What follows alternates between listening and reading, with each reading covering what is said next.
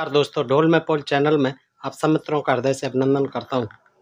दोस्तों, राम जी के चरित्र के बारे में, उनके जीवन चरित्र के बारे में आपने बहुत कुछ जाना है। कुछ जो है सुन करके, कथा कहानियां पढ़ करके, कुछ रामचरितमानस के द्वारा जो कि तुलसीदास जी ने लिखा, और कुछ रामलीलाओं आदि के द्वारा।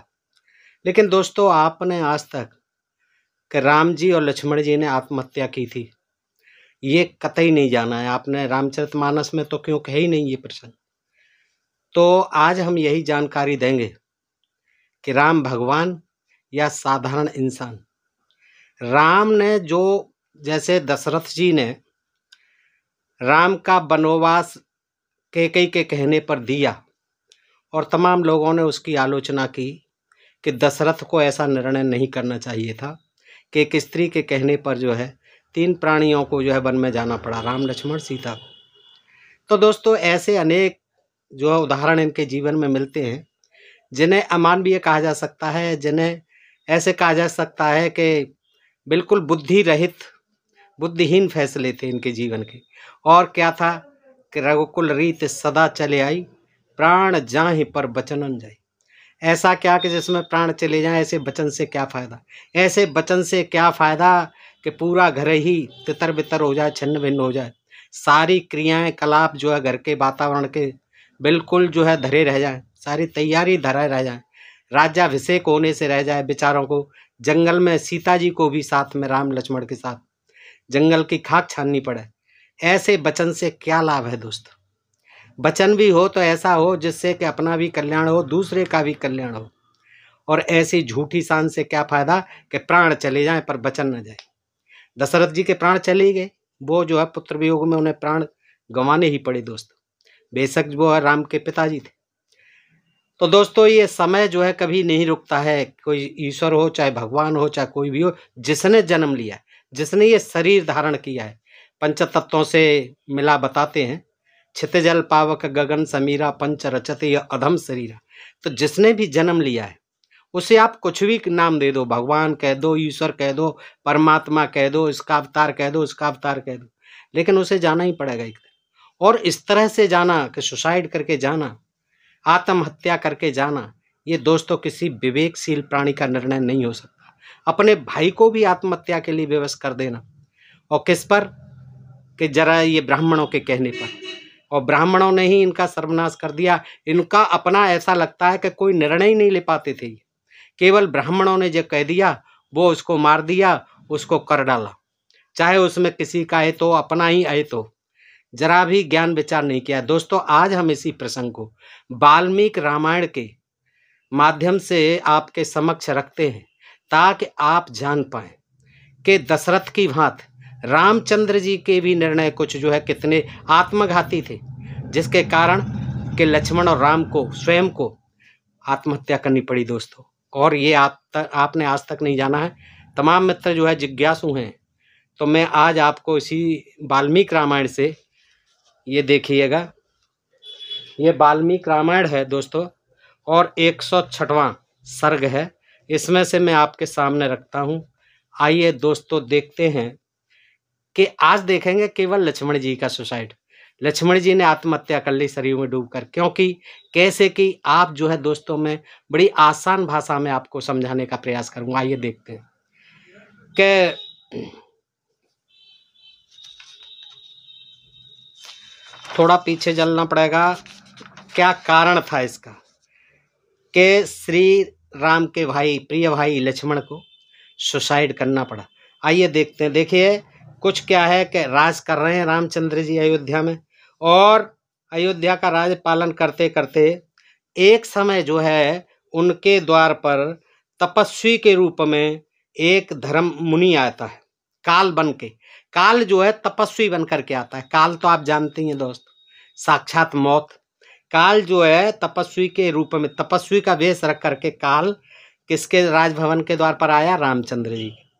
उसने द्वार पर खड़े हुए धैर्यवान एवं यशस्वी लक्ष्मण से कहा, मैं एक भारी कार्य से आया हूं, तुम श्री रामचंद्र जी से मेरी आगमन की सूचना दे दो।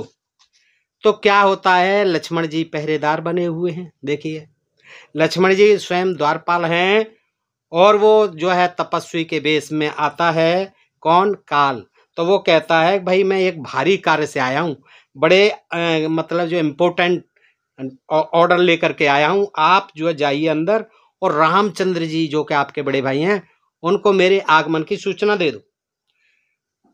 तो फिर आगे भी कहता है कि महाबली लक्ष्मण, मैं अमित तेजस्वी महर्षि अतिबल का दूत हूं। किसका दूत आया? एक तेजस्वी महर्षि यानी ब्राह्मण अतिबल। महर्षि अतिबल जो है ब्राह्मण ही थे और उनके कहने से, उनकी आज्ञा का पालन करने के लिए, आज्ञा का पालन करते हुए मैं यहाँ तक आया हूँ। उसकी यह बात सुनकर सुमित्रा कुमार लक्ष्मण ने बड़ी उतावली के साथ भीतर जाकर श्री रामचंद्र जी से उस तापस के आगमन की सूचना दी। अंदर जाते हैं लक्ष्मण जी, कहते हैं भाई साहब दरवाजे पर एक तपस्वी आया हुआ है, वो आपसे मिलना चाहता है, बड़ा आवश्यक कार्य है और अतिबल नाम के महर्षि ने भेजा हुआ है, उसी का दूत है। तो महातेजस्वी लक्ष्मण जी कहते हैं, महातेजस्वी महाराज, आप अपने राजधर्म के प्रभाव से यहलोक और परलोक पर भी विजयी हों। एक महर्षि दूत के रूप में आपसे मिलने आए हैं। वे तपस्या जनित यानी तपस्या के प्रभाव से उनके अंदर जो तेज पैदा हो गया है वो सूर्य के समान उसे प्रकाशित हो रहा है, प्रकाशित हो रहे हैं वो महाराज जो है सूर्य के समान। लक्ष्मण की कही हुई बात सुनकर श्री राम ने कहा, तात उन महातेजस्वी मुनि को भीतर ले आओ, तुरंत भीतर लाओ, जो कि अपने स्वामी के संदेश लेकर आए हैं। तब जो आज्ञा कहकर सुमित्रा कुमार उन मुनि को भीतर ले आए। वे तेज से प्रज्वलित होते और अपनी प्रखर किरणों से, देखिए किरण भी निकल रही थी, हैं, दीप किरणों से दग्ध करते हुए, अपनी किरणों से जलाते हुए से जान पड़ते थे। एक दूत जो है देखिए कितना सूर्य का सा तेज है और रामचंद्र जी लक्ष्मण जी सबको जलाए दे रहा था वो। अच्छा, अपने तेज से दीप्तमान रघुकुल तिलक श्री राम के पास पहुंचकर ऋषि ने उनसे मधुरवाणी में कहा, रघुनंदन आपका अभ्युदय हो, आपकी जय हो। महातेजस्वी श्री राम ने उनका सत्कार किया, उन्हें पाद्य अर्घ्य आदि दिया, पूजन का उपचार किया है। सबकी पूजा करते थे, ब्राह्मणों के परम भक्त थे। इसकी भी पता नहीं कौन है, अजन्मी है, लेकिन दूत है ब्राह्मण महर्षि का, उसके पैर पूज रहे हैं, पैर धो रहे हैं, सब कुछ कर रहे हैं, पूजा पाठ भी कर रहे हैं। और इसीलिए जो है इन्होंने अपने पैर पूजवाए हैं और अपना भक्त बता दिया है कि ये तो ब्राह्मणों के और गायों के पैर पूजने के लिए ही आए हैं, उनका सम्मान बढ़ाने के लिए और उनका उद्धार करने के लिए हर तरह से यहाँ पर आए हैं पृथ्वी पर। तो वो क्या है, उसका हो गया साहब पूजन। अब श्री राम के पूछने पर वक्ताओं में श्रेष्ठ महायशस्वी मुनि कुल समाचार बताकर दिव्य सुवर्णमय आसन पर विराज। ओ आइए आइए, पैर पूजा हो गई, सब कुछ हो गया। अब जो उन्होंने कहाँ बिठाल दिया, रामचंद्र जी ने सोने के सिंहासन पर बिठा दिया। तदनंतर श्री राम ने उनसे कहा, महामते आपका स्वागत है, आप जिनके दूत होकर यहाँ पधारे हैं उनका संदेश सुनाइए, क्या संदेश है। तो राज सिंह श्री राम के द्वारा इस प्रकार प्रेरित होने पर मुनि बोले, यदि आप हमारे हित पर दृष्टि रखें तो जहां हम और आप दो ही आदमी रहें वहीं इस बात को कहना उचित है। देखिए उसने कंडीशन लगा दी वार्तालाप पर, क्या कि भाई देखिए रामचंद्र जी, हमारा जो वार्तालाप है बहुत महत्वपूर्ण है, इम्पोर्टेंट है और ये एकांत में करने लायक है। अतः मैं आपसे अपेक्षा करूंगा कि यहाँ पर कोई व्यक्ति दूसरा नहीं आने पाए, ना वो हमें देख पाए ना सुन पाए। ये जो है बहुत गलत हो जाएगा। क्या हो जाएगा? यदि आप मुनिश्रेष्ठ अतिबल के वचन पर ध्यान दें तो आपको यह भी घोषित करना होगा। देखिए अतिबल ने, महर्षि ने ये भी भेजा है, कहला भेजा है कि जो मनुष्य हम दोनों की बातचीत सुन ले अथवा हमें वार्तालाप करते देख ले, वह आप यानी श्री राम आपका वध्य होगा, यानी आपके द्वारा उसकी हत्या करनी होगी, वध करना होगा आपको। श्री राम ने तथास्तु कहकर, कोई चिंता नहीं, चलिए महाराज आगे बढ़िए आप, ऐसा ही होगा। कोई आएगा हमारे बीच में, कोई देख लेगा या सुन लेगा तो हम मार देंगे। ठीक है, इस प्रकार बात के लिए प्रतिज्ञा की और लक्ष्मण से कहा, महाबाहो द्वारपाल को विदा कर दो। मित्रानंदन, जो ऋषि और मेरी दोनों की कही हुई बात सुन लेगा या बात करते हमें देख लेगा, वह मेरे द्वारा मारा जाएगा। लक्ष्मण को साफ बता दिया कि भाई हम दोनों की बातचीत हो रही है, इसको जो कोई सुनेगा या हम दोनों को देखेगा वार्तालाप करते हुए, मेरे द्वारा मार दिया जाएगा, छोड़ा नहीं जाएगा। ये यहाँ हमारे वार्तालाप में तय हो चुका है, ये कंडीशन है। इस प्रकार अपनी बात ग्रहण करने वाले लक्ष्मण को दरवाजे पर तैनात करके श्री रघुनाथ जी ने समागत महर्षि से कहा, मुने अब आप निसंकोच होकर वह बात कहिए जिसे कहना आपको अभिष्ट है। क्या कहना है? अब आइए, अब मुख्य मुद्दे पर आइए। आप आपको क्या कहना है, क्या कहने आए हैं? अतिबल ने क्यों भेजा है आपको, बताइए। तो महाबली महान सत्वशाली महाराज पितामह भगवान ब्रह्मा ने, अब देखिए अतिबल को ब्रह्मा कर दिया। ये जो है 104वां सर्ग है उत्तरकांड का। तो क्या करते हैं दोस्तों, अब केदार देखो अतिबल की बात कर रहा था, महर्षि था कोई, अतिबल के आदेश से मैं आया हूं, उसका दूत हूं।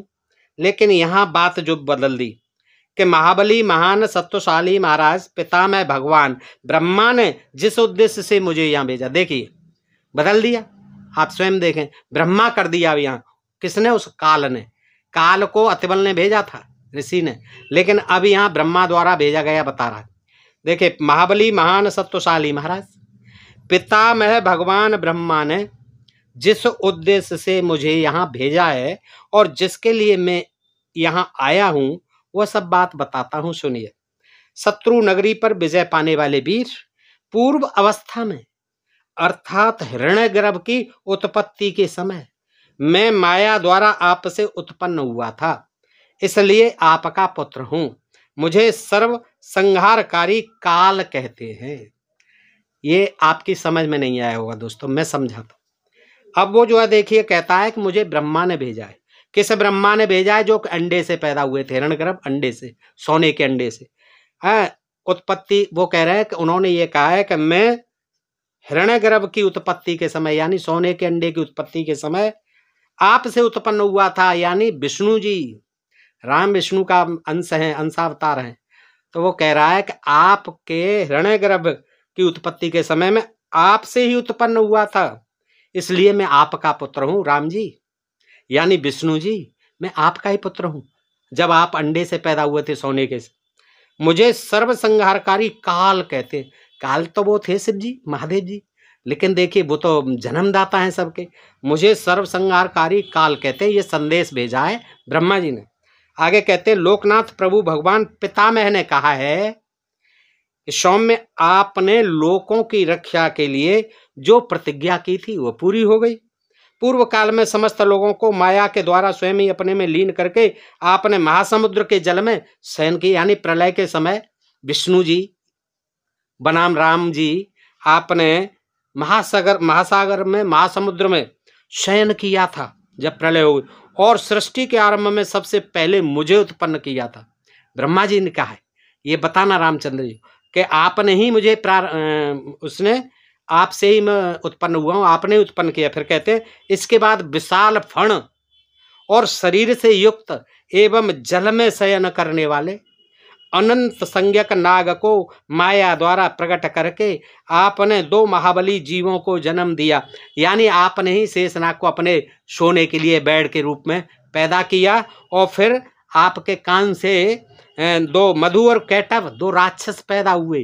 देखिए, कान से, कान के मैल से, रामचंद्र जी के कान के मैल से, यानी विष्णु जी के कान के मैल से मधु और कैटव, यही घालमेल कर दिया है विष्णु को। कृष्ण कृष्ण कृष्ण राम, यहाँ रामायण में राम राम राम, विष्णु राम, विष्णु राम, तो यही है। तो वो कहते हैं मधु और कैटव इन्हीं के अस्थि समूहों से इतने विशाल थे कि उनको जब मारा था तो उनकी जो हड्डियों के समूह थे उससे ये पर्वत सहित पृथ्वी तत्काल प्रकट हुई। इन्हीं के अस्थि समूह से। किससे? अस्थि समूह से। किसके अस्थि समूह? मधु कैटव के। उससे जो है पृथ्वी बन गई और तत्काल, और जो मेदिनी कहलाई, यानी उसके मेद से, मेद यानी बसा, चर्बी, इतनी चर्बी निकली उनके शरीर से जो कान के मैल से निकले थे, उनसे ही मेद से ये मेदिनी पृथ्वी बन गई। देखिए क्या क्या विचित्र बातें, आप सुनते जाइए दोस्तों, बहुत मजा आएगा। आप देखिए, आपकी नाभि से सूर्य तुल्य तेजस्वी दिव्य कमल प्रकट हुआ। नाभि से आप जानते हैं दोस्त, नाभि से क्या हुआ फिर विष्णु जी, हे राम जी, आपकी नाभि से फिर तेजस्वी सूर्य के समान एक कमल प्रकट हुआ। कमल का पेड़ हो गया, कमल का पौधा हो गया, जिससे आपने मुझको भी उत्पन्न किया। मैं उसके ऊपर फूल खिला, उसमें बैठा हुआ मैं पैदा हुआ, और प्रजा की सृष्टि रचने का सारा कार्यभार आपने मुझ पर ही रख दिया। यानी विष्णु जी सुवर्णमय अंडे से पैदा हुए, फिर उनकी जो उन्होंने नाग बनाया, शेष नाग, जिस पर के वो सोते हैं, महासागर में सोते थे, और फिर उन्होंने जो है उनके कान के मल से मधुकैटभ निकले, उनकी जो मारने के बाद फैट बनी, यानी बसा जो है यही जम करके हड्डी वड्डी सब पृथ्वी बन गई, जिसको मेदनी यानी मेद से बनी मेदनी कहते हो। फिर आपकी नाभि से कमल हुआ, कमल के ऊपर एक फूल खिला, फूल खिलते पर ही मैं पैदा हुआ। देखिए क्या आश्चर्य है। और प्रजा की सृष्टि रचने का सारा कार्यभार आपने मुझ पर रखो, चलो पैदा करो, चलिए ब्रह्मा जी, चलिए सृष्टि पैदा कर डालो। हाँ, आपने ही मुझे आदेश दिया था, भेजा है संदेश।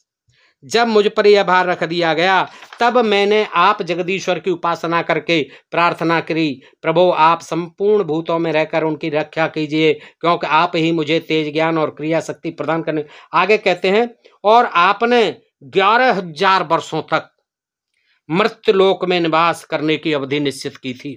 तब जो है आप पैदा हुए थे, तभी आपने कह दिया था, जब राम के अनुसार, राम विष्णु के अनुसार राम के रूप में जब आप पैदा हुए थे, तभी आपने कह दिया था कि मैं भाई मृत्युलोक में 11,000 वर्ष शासन करूंगा। तो नरश्रेष्ठ, आप मनुष्य लोक में अपने संकल्प से ही किसी के पुत्र रूप में, किसी के, दशरथ के नहीं, किसी के पुत्र रूप में प्रकट हुए। इस अवतार में आपने अपनी जितने समय तक की आयु निश्चित की थी, अब आप पूरी हो गई, 11,000 वर्ष पूरे हो गए। ये ब्रह्मा जी ने संदेश भेजा। अतः अब आपके लिए हम लोगों के समीप आने का समय, अब आप हमारे ब्रह्मलोक में वापस आ जाओ। वीर महाराज, यदि और अधिक काल तक यहाँ रहकर प्रजाजनों का पालन करने की इच्छा हो तो आप रह सकते हैं, आपका कल्याण हो। तो इस पर आप विचार करें कि यदि आप परम धाम में जाने का विचार हो तो बता दीजिए, अन्यथा आपका यहीं राज करने का, और आगे तो आपकी बढ़ जाएगी टाइम लिमिट, जो है ब्रह्मा जी बढ़ा देंगे। आप विष्णुदेव के स्वधाम में प्रतिष्ठित होने पर संपूर्ण देवता सनाथ एवं निश्चित हो जाएं, ऐसा पिता मैंने कहा। भाई यहाँ भी आपकी जरूरत है, सारे देवता जो अनाथ हैं आपके बगैर। तो 11,000 वर्ष हो गए महाराज, चलो देवताओं को सनाथ करो और निश्चिंत करो, सुखी हो जाए। काल के मुख से, काल था ये, देखिए दूत जो बन करके आया था, साक्षात काल, काल के मुख से। अब भगवान को भी काल से काल डरा रहा है, देखिए क्या संदेश दे रहा है, और वो डरेंगे। देखिए गया कि काल के मुख से कहे गए, पिता मैं ब्रह्मा के संदेश को सुनकर श्री रघुनाथ जी हंसते हुए उस सर्वसंहारी काल से कहे, सबको मारने वाले काल से बोले, काल देवादिदेव ब्रह्मा जी का यह परम अद्भुत वचन सुनने को मिला, इसलिए तुम्हारे आने से मुझे बड़ी प्रसन्नता हुई। तीनों लोकों के प्रयोजन की सिद्धि के लिए ही, तीनों लोकों का कल्याण करने के लिए मेरा ये अवतार हुआ था, मैंने ये अवतार लिया था। यह उद्देश्य पूरा हो गया, सारा जो है पाप मिट गया, धर्म की संस्थापना हो गई, सब कुछ सही हो गया, मेरा टाइम भी पूरा हो गया, इसलिए तुम्हारा कल्याण हो। अब मैं जहां से आया था वहीं चलूंगा। ठीक है भाई, अब तो निमंत्रण आ गया, ब्रह्मा जी ने भेज दिया है, काल महाराज खुद आ गए हैं चल करके। आपका स्वागत है, और अभी मैं विचार करता हूं और आपके साथ जहां से आया था वहां चलूंगा। अभी फिलहाल आप चले जाओ। काल मैंने मन से तुम्हारा चिंतन किया था। हाँ, मैंने सोचा था कि अब आपको आना चाहिए। जब चिंतन किया है तभी ब्रह्मा जी की घंटी बज गई और उन्होंने तुरंत भेज दिया कि चिंतन कर रहे हैं काल तेरा रामचंद्र जी आया। इसी का मैंने ही चिंतन किया था, उसी के अनुसार तुम यहाँ आए हो। अतः इस विषय को लेकर मेरे मन में कोई विचार नहीं है। सर्वसंहारी काल, मुझे सभी कार्यों में सदा देवताओं का बसवर्ती होकर ही रहना चाहिए, यानी सभी कार्यों में मुझे देवताओं के अधीन रह करके ही रहना चाहिए, जैसा कि पितामह ब्रह्मा का कथन है। तभी तो मुझे बुला रहे हैं कि देवताओं के वशीभूत होकर के रहना पड़ेगा। वहां कह रहे हैं कि सनात हो जाएंगे। इन दोनों में इस प्रकार बातचीत हो ही रही थी कि महर्षि दुर्वासा राजद्वार पर आ पहुंचे। वे श्री रामचंद्र जी से मिलना चाहते थे। दोस्तों, आज ये कहानी सुन लीजिए, आपने आज तक नहीं सुनी है। बहुत ही विचित्र कहानी है, बड़ी ज्ञान भरी कहानी है दोस्तों। बड़ा आनंद आएगा आपको कि अब देखिए, वो ब्राह्मण था अतिबल महर्षि, फिर वो ब्रह्मा बना दिया। अब जो है बीच में ही वार्तालाप चल रही है अभी। तो क्या होता है, दुर्वासा वो भी क्रोध से भरे रहते हैं हर समय। दुर्वासा साप दे देते हैं, चाहे जैसे भस्म कर देते हैं। और इतने जो है भयानक और भयंकर साप देने वाले दुर्वासा जी वहां बीच में आ जाते। तो वे रामचंद्र जी से मिलना चाहते थे। देखिए क्या है, अभी वार्ता चल रही है, वो मिलने को आ गए। ये सब उनको पता था, दुर्वासा जी को भी, मुझे इसी समय चलना चाहिए। उनसे कहते हैं सुमित्रा कुमार लक्ष्मण जी से दुर्वासा जी कि तुम शीघ्र ही मुझे श्री रामचंद्र जी से मिलाओ। उनसे मिले बिना मेरा एक काम बिगड़ रहा है। देख क्या कहा, मेरा एक काम बिगड़ रहा है, जल्दी से जल्दी यथाशीघ्र मुझे मिलवा। मुनि की आवाज सुनकर शत्रु वीरों का संहार करने वाले लक्ष्मण ने उन महात्मा को प्रणाम करके यह बात कही। क्या कही? भगवान बताइए, मैं आपका कौन सा काम कर सकता हूं, मुझे आज्ञा दीजिए। क्या प्रयोजन है आपका, और मैं आपकी कौन सी सेवा करूं। ब्राह्मण देखिए कितनी विनम्रता से पेश आते थे, डर के मारे कांपते रहते थे। इन ब्राह्मणों के डर के मारे, क्योंकि वो साप दे देते थे। तो लक्ष्मण जी घबरा गए। उन्होंने कहा, आपकी क्या सेवा करूं, तुरंत आदेश करिए, आप किस प्रयोजन से आए हैं। ब्राह्मण इस समय श्री रघुनाथ जी दूसरे कार्य में संलग्न बिजी है महाराज अंदर, अतः 2 घड़ी तक उनकी प्रतीक्षा कर लो, बैठ लो।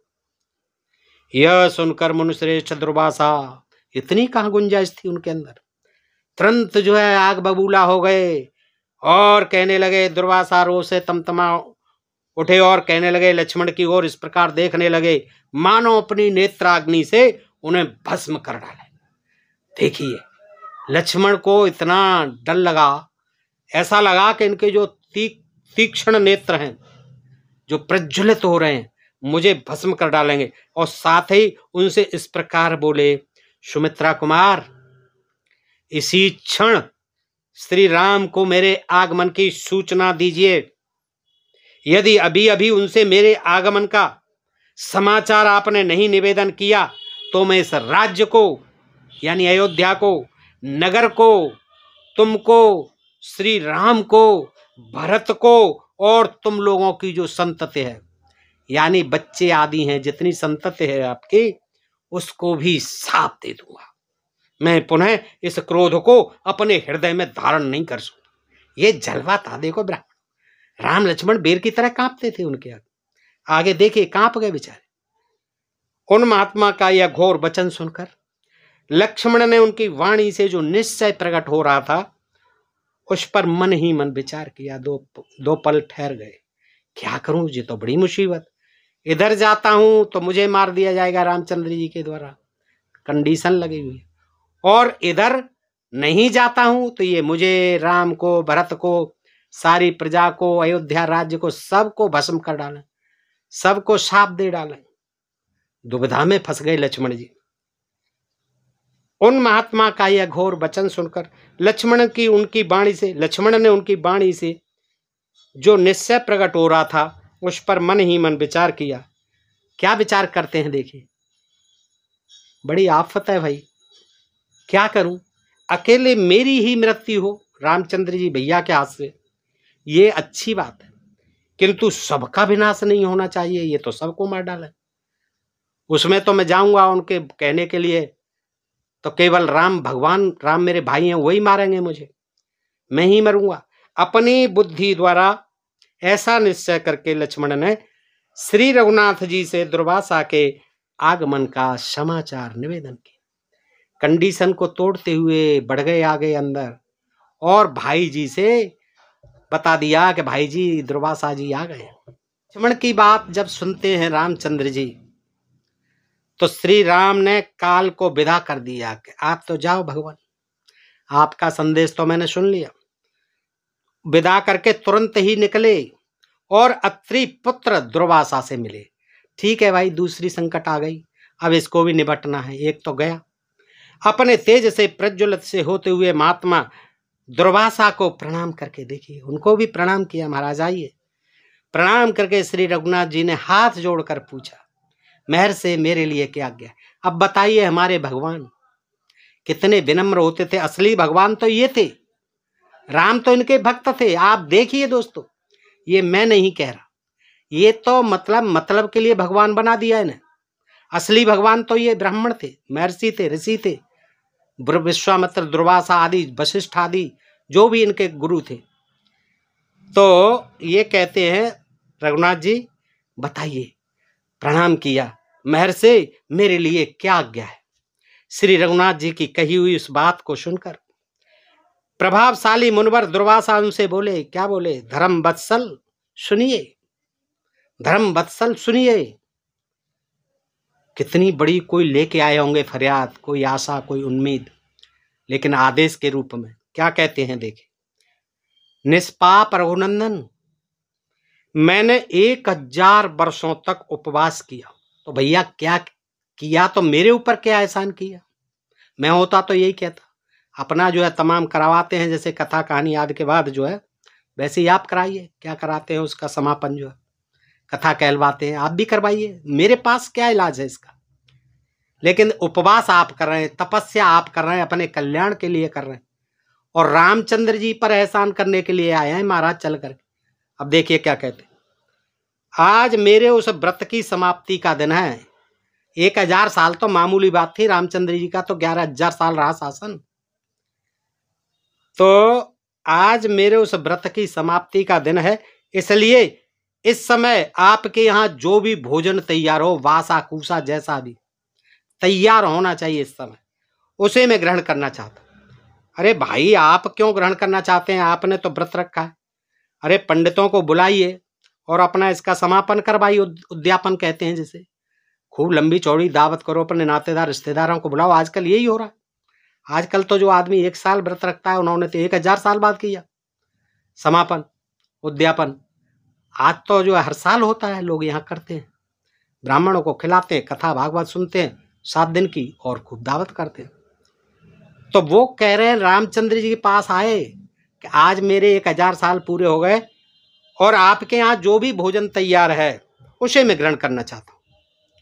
यह सुनकर राजा श्री रघुनाथ जी मन ही मन बड़े प्रसन्न हुए, और दुखी भी हो तो क्या कर लेंगे, अभिशाप दे देंगे। तो प्रसन्न हुए और उन्होंने उन मुनिश्रेष्ठ को तैयार भोजन परोसा। अब जैसा भी होगा उस समय परोस दिया।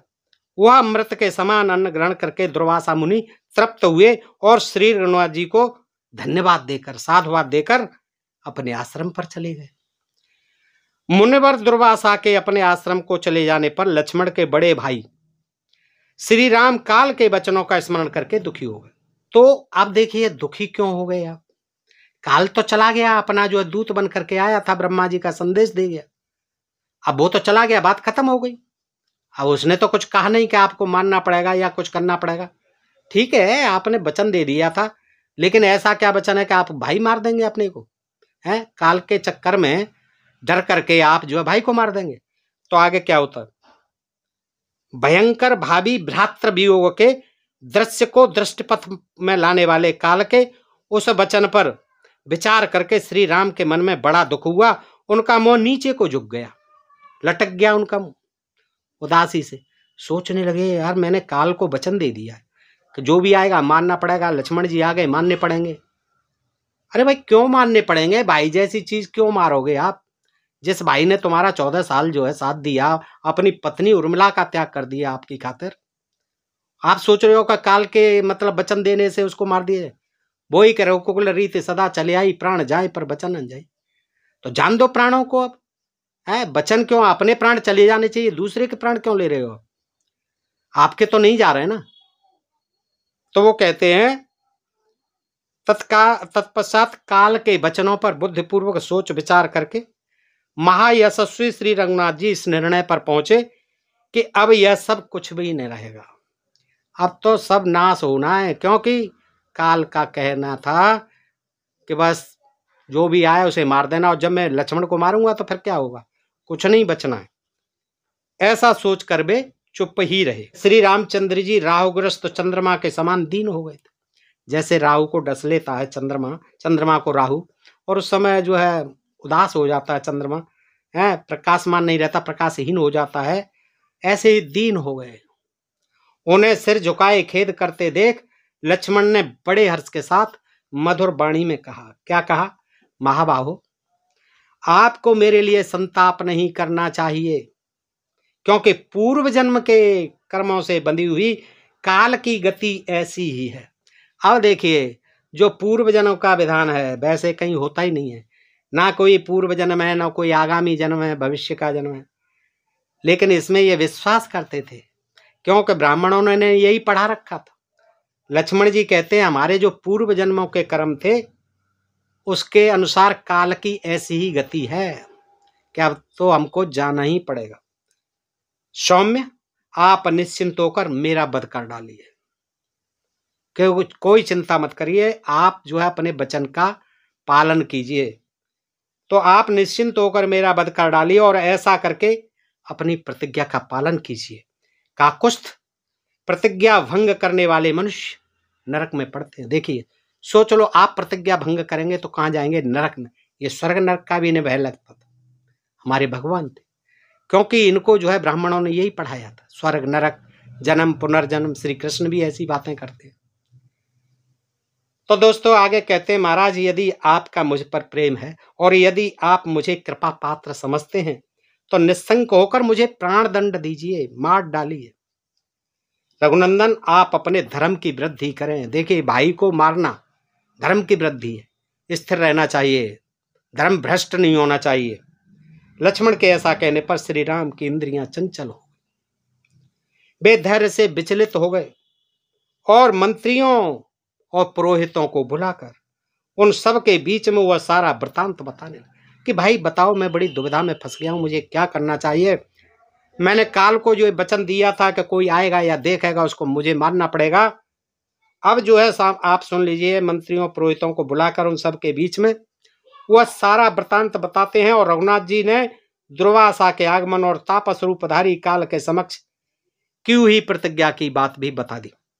यह सुनकर सब मंत्री और उपाध्याय यानी पंडित लोग चुपचाप बैठे रहे। अब वो क्या जवाब दे राम को, क्या बताएं? कोई कुछ बोल नहीं सका। तब महातेजस्वी वशिष्ठ जी ने यह बात कही। अब गुरुजी आएंगे आगे। गुरुजी कहते हैं, वशिष्ठ जी ने यह बात कही। क्या कही? महाबाहो, महायशस्वी श्री राम, इस समय जो रोंगटे खड़े कर देने वाला विकट विनाश आने वाला है। वशिष्ठ जी गुरु हैं, वो क्या कह रहे हैं कि हे राम, रोंगटे खड़े कर देने वाला हमारा सबका विकट विनाश आने वाला है। तुम्हारे साथ ही बहुत से प्राणियों का जो साकेत गमन होने वाला है और लक्ष्मण के साथ जो वियोग होने वाला है, वह सब मैंने अपने तपोबल के द्वारा पहले से ही देख लिया था। अरे पहले से ही देख लिया था तो महाराज उन्हें सावधान करते, सचेत करते, काल आने वाला है उसकी बातों में मत आना, कोई ऐसी प्रतिज्ञा मत ले लेना है। संदेश लेके आया तो तू संदेश दे और ले जा, चला जा। अब क्या है, वशिष्ठ जी देखिए, ध्यान से सुनिए क्या कहते हैं। काल बड़ा प्रबल है राम, तुम लक्ष्मण का परित्याग कर दो, मारो मत, यहां से निष्कासित कर दो, त्याग दो कि जा भाई, तुझे जहां जाना है वहां जा, मारो मत। प्रतिज्ञा को लेकिन झूठी मत करो, क्योंकि प्रतिज्ञा के नष्ट होने पर धर्म का लोप हो जाएगा। धर्म का लोप होने पर चराचर प्राणियों, देवताओं तथा ऋषियों सहित सारे त्रिलोकी नष्ट। उन्होंने और डरा दिया। देखो, काल चला गया, कुछ नहीं कहा। दुर्वासा जी खा पी करके चले गए, उन्होंने कुछ नहीं कहा। अब ये जो है बात का बतंगड़ वशिष्ठ जी बनवा रहे हैं। वशिष्ठ जी कह रहे हैं, नहीं नहीं नहीं, ये तो काल बड़ा प्रबल है, तुम लक्ष्मण का परित्याग कर दो, नहीं हमसे नहीं बचने वाले हैं। हाँ, उसे याद होगा काल को क्या आपने क्या प्रतिज्ञा की थी। और प्रतिज्ञा को महाराज झूठी मत करो रामचंद्र जी, क्योंकि प्रतिज्ञा के नष्ट होने पर धर्म का लोप हो जाएगा, और धर्म का लोप हो जाएगा तो क्या होगा, चराचर प्राणियों, देवताओं तथा ऋषियों सहित सारे तीनों लोक नष्ट हो जाएंगे। देखिए, एक लक्ष्मण के मारने से सब बचे जाएंगे, इसमें संशय नहीं है। वशिष्ठ जी ने कह दिया, इसमें आप कोई संशय मत करिए। अतः पुरुष सिंह, तुम त्रिभुवन की रक्षा के लिए लक्ष्मण को त्याग दो, भगाओ यहां से। जैसे सीता को परित्याग किया था, ऐसे ही लक्ष्मण का भी परित्याग कर दो। देखिए क्या विचित्र कहानी। धर्म पूर्वक स्थित रहकर उनके बिना ही अकेले रहो, धर्म पूर्वक रहो, इससे धर्म की रक्षा हो जाएगी। संपूर्ण जगत को स्वस्थ और सुखी बनाओ। भैया को मार दो या निकाल दो, सारे जगत को, उसमें हमको भी सुखी बनाओ, सबको सुखी बनाओ, खूब राज करो आराम से। वहां एकत्र हुए मंत्री, पुरोहित आदि सब सभासदों की उस सभा के बीच वशिष्ठ मुनि की कही वह बात सुनकर श्री राम ने लक्ष्मण से कहा, सुमित्रा नंदन, मैं तुम्हारा परित्याग करता हूं, जाइए, गो आउट फ्रॉम अयोध्या। मैं तुम्हारा परित्याग करता हूं। अपमान कर दिया भाई का, जिस भाई ने 14 वर्ष जो बिताए, अपनी पत्नी को उर्मिला को वहीं छोड़ दिया 14 साल के लिए, और जीने मरने तक साथ दिया उस भाई के साथ। सीता जैसा ही किया, सीता का परित्याग कर दिया, जो पत्नी थी 14 वर्ष तक साथ रही, और फिर उसको जो है अयोध्या वापस ला करो गर्भवती होने की स्थिति में परित्याग कर दिया था। ये कैसे हमारे भगवान थे, सोचिए। एक साधारण इंसान भी नहीं करेगा ऐसा अपने भाई के साथ। वचन गया भाड़ में, ऐसा कैसा वचन, भाई तू लेने आया, अभी हम सब चलते, कोई चिंता नहीं है, तू ले चल। हम आज कोई आदमी होगा समझदार, यही कहेगा, मैं अपने उस भाई को जो मुझे प्राणों से भी प्यारा है, जिसने आजीवन मेरे साथ जो है अपना साथ निभाया है, हर तरह से मेरी सेवा शुश्रूषा की है, सुख दुख में मेरे साथ खड़ा रहा है, और तुम कहते हो कि उसको मारना पड़ेगा जो आता है। ऐसा कुछ नहीं होगा। और फिर इतना डर दुर्वासा का, वो भी सांप से डर गए, और उसको तुरंत भोजन, और उसको लक्ष्मण जी को जाना पड़ा। दुर्वासा भी कैसा था देखिए, और उसकी भी डर से आप कर रहे हैं ऐसा। दुर्वासा का भी अब जो है वशिष्ठ जी भी समझा रहे हैं। तो वो कह रहे हैं, मैं तुम्हारा परित्याग करता हूं लक्ष्मण, जिससे धर्म का लोप नहीं हो। देखिए धर्म की कितनी चिंता थी। इसे कहते हैं कि भाई सत्यानाश हो जाए, भाई मर जाए, परित्याग कर दिया, लेकिन मेरा धर्म बचा रहे। साध पुरुषों का त्याग किया जाए अथवा वध, दोनों समान है। आगे क्लैरिफिकेशन होते रहे कि भाई सज्जन पुरुषों का चाहे तो देश निकाला कर दिया जाए, परित्याग कर दिया जाए उनका, या फिर उनका वध कर दिया जाए, दोनों बात एक समान है। इसलिए लक्ष्मण जी आपका वध तो मैं नहीं कर रहा, क्योंकि आपका निष्कासन जो है वध के ही समान है, आप जाइए। श्री राम का इतना कहते ही लक्ष्मण के नेत्रों में आंसू भर आए।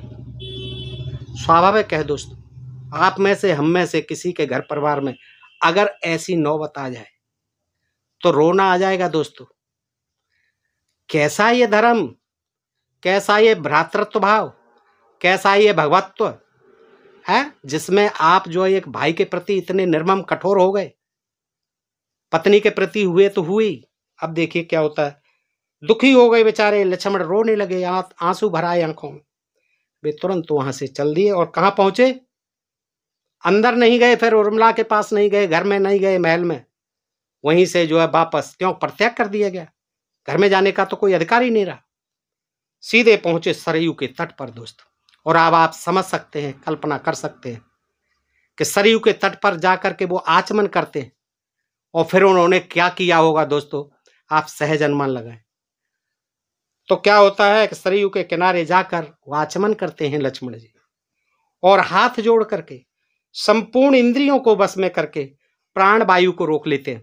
देखिए ऑक्सीजन रुक जाएगी, प्राण वायु ही रुक जाएगी, तो फिर निश्चित मृत्यु है। अभी ये बात को कहने की बात है। उन्होंने आचमन किया, उसी में छलांग लगा दी, और छलांग लगाई तो फिर उनके भी देख लिए क्या दे खुशी मना रहे कि लक्ष्मण ने योग युक्त होकर श्वास लेना बंद कर दिया, यानी वो निर्जीव होगा। जब आदमी की सांस बंद हो जाएगी तो क्या होगा, मरेगा ही। प्राण वायु निकली, प्राण वायु लेना बंद हुआ अंदर, निश्चित मौत है उसकी। अब देखिए काल वाल तो नहीं आया, और वो यहाँ वैसे ही जो है अपने आप ही मर गए। यह देख इंद्र आदि सब देवता, ऋषि और अप्सराएं उस समय उन पर फूलों की वर्षा करने लगे। देखिए इतनी घातक घटना हो गई, लक्ष्मण ने आत्महत्या कर ली। और ये सारे निष्ठुर देवता, ऋषि और अप्सराएं, ये सब ब्राह्मण फूल वर्षा कर रहे हैं। महाबली लक्ष्मण अपने शरीर के साथ ही सब मनुष्यों की दृष्टि से ओझल हो गए।